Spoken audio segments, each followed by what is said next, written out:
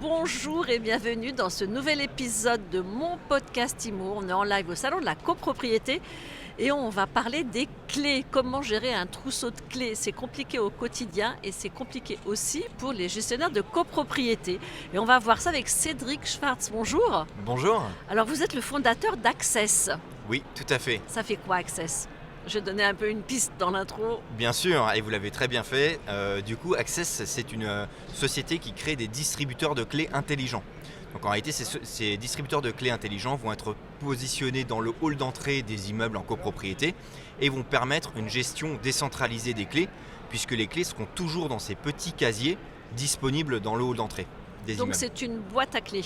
C'est une boîte à clés connectée. Des clés métalliques, des clés physiques. Des clés physiques qui vont être pour le local de la chaufferie, pour les espaces communs, pour différentes réparations, pour l'accès à différentes pièces de l'immeuble, voire même pour les propriétaires eux-mêmes de l'immeuble qui vont pouvoir déposer un double de leurs clés dans les casiers.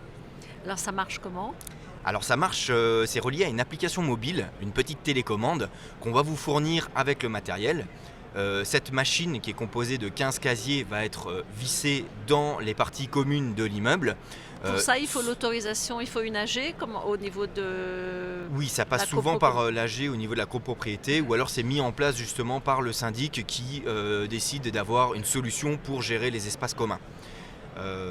Une fois que cette solution est installée, alors c'est tout petit, c'est vraiment un petit carré qui fait la taille d'un dossier de chaise, qu'on va venir visser au mur et qui sera piloté avec votre application mobile ou une interface de gestion en ligne et sur laquelle on va pouvoir créer des codes. On va créer ces codes, des codes qu'on va pouvoir partager avec les prestataires externes, les locataires eux-mêmes ou des aides à domicile ou encore le médecin. De ménage, la nounou des enfants. Exactement.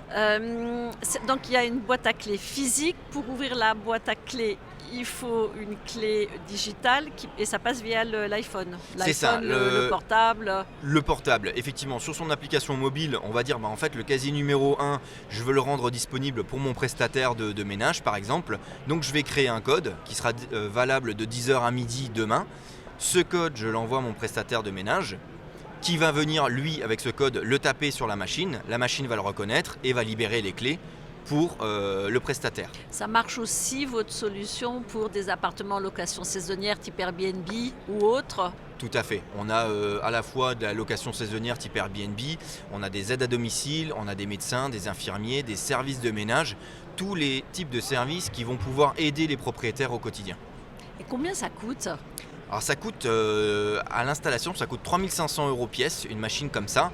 Après, on a des forfaits en leasing où tout est inclus avec la maintenance, la garantie des pièces. Ça démarre à 140 € par mois. Et effectivement, après, on va venir renouveler le matériel quand on a des évolutions sur le matériel. Donc, Access, la boîte à clés. On va peut-être montrer, si on y arrive, à quoi ressemble le distributeur de clés intelligent.